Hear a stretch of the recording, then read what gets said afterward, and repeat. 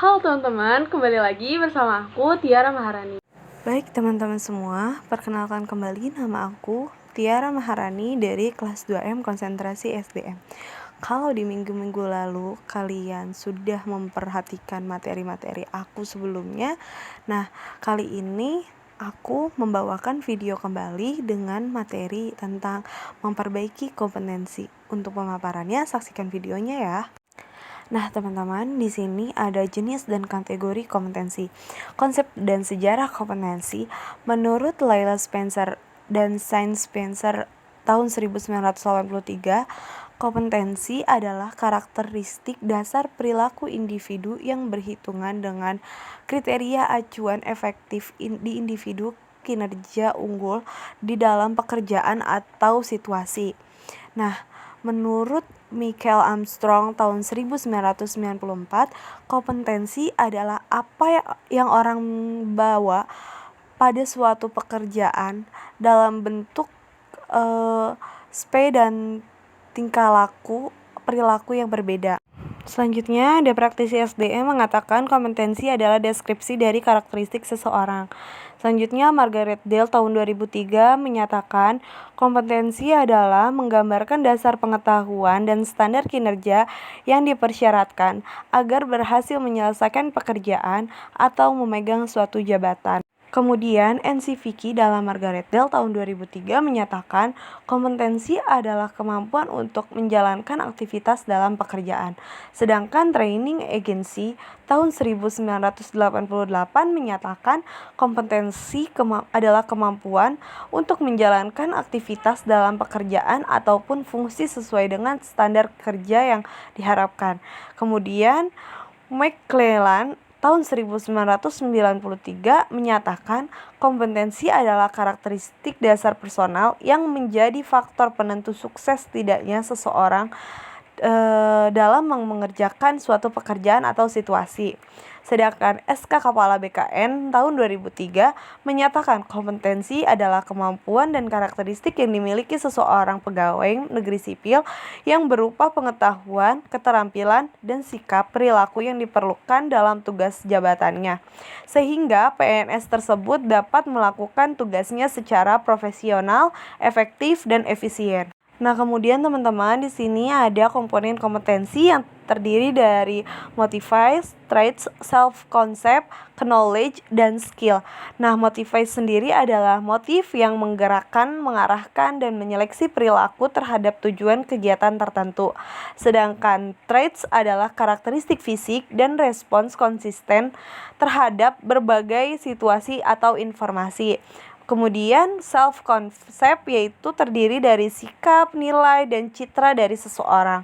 Knowledge adalah pengetahuan informasi seseorang dalam bidang spesifik tertentu. Nah, yang terakhir skill yang artinya di mana kemampuan untuk melaksanakan tugas fisik tertentu atau tugas mental tertentu. Teman-teman, di sini pasti teman-teman bertanya, apa sih perlunya kompetisi diperbaiki? Nah, yang pertama ada kepercayaan dan nilai. Kepercayaan dan nilai seseorang terhadap sesuatu sangat berpengaruh terhadap sikap dan perilaku seseorang. Kemudian ada keahlian atau keterampilan. Nah, aspek ini memegang peran penting dalam membentuk kompetensi. Selanjutnya ada pengalaman. Pengalaman adalah elemen penting dalam membentuk penguasaan kompetensi seseorang terhadap tugas. Yang selanjutnya ada karakteristik personal. Nah, karakteristik personal seseorang ikut berpengaruh terhadap kompetensi seseorang pula. Kemudian ada motivasi. Motivasi seseorang terhadap suatu pekerjaan atau aktivitas akan berpengaruh terhadap hasil yang dicapai. Kemudian ada isu emosional. Nah, isu emosional ini adalah hambatan dan blok emosional sering membatasi penguasaan kompetensi. Kemudian yang terakhir ada kapasitas intelektual. Nah, kapasitas intelektual seseorang juga akan berpengaruh terhadap penguasaan kompetensi. Nah, teman-teman semua, selanjutnya ada tingkat perbaikan kompetensi. Di sini terdiri dari mudah diperbaiki agak sulit diperbaiki, dan sulit diperbaiki. Masing-masing dari ketiganya mempunyai arti. Yang pertama, mudah diperbaiki, yaitu mengembangkan orang lain, efisiensi produksi, kerja tim, keahlian teknis, orientasi pelayanan, mengelola kinerja. Nah, itu semua adalah tingkat yang mudah diperbaiki.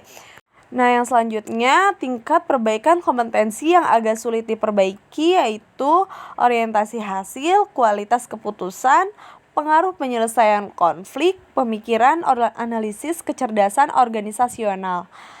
Selanjutnya, sulit diperbaiki yaitu inisiatif, inovasi, integritas dan kejujuran, pengelolaan tekanan kejiwaan, pemikiran konseptualis, dan fleksibilitas.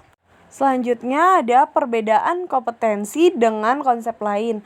Nah, di sini kompetensi merujuk pada pendekatan perilaku tertentu dijadikan parameter untuk mampu melaksanakan pekerjaan secara efektif, berhasil, dan unggul atau superior. Nah, di sini ada komponen kompetensi. Nah, komponen kompetensi ini terdiri dari dorongan, sifat, citra diri, peran sosial, dan kemampuan. Pernyataan tersebut menurut Boyatzis tahun 1982. Selanjutnya, pemahaman kompetensi. Dalam hal pemahaman ini, perlu dijelaskan pengertian tentang pengetahuan, keterampilan, kemampuan, dan bakat untuk mengetahui sejauh mana perbedaan atau kesamaan dari konsep tersebut. Menurut Spencer tahun 1993. Nah, yang selanjutnya pengetahuan seseorang. Pengetahuan yang dimiliki seseorang bisa dikategorikan ke dalam dua jenis, yaitu pengetahuan yang didasari dan pengetahuan yang tidak dapat didasari, menurut Dell tahun 2003. Kemudian ada keterampilan perilaku. Keterampilan perilaku yang terkait tugas bisa dikuasai melalui latihan dan bantuan orang lain. Yang selanjutnya terakhir, keterampilan perilaku. Perilaku merupakan fungsi dari faktor kepribadian individu dan faktor lingkungan. Sikap dibentuk dari kombinasi pengalaman, kondisi sosial atau lingkungan, dan kepribadian. Nah, teman-teman, segitu saja pemaparan dari aku. Jangan lupa like, komen, dan subscribe.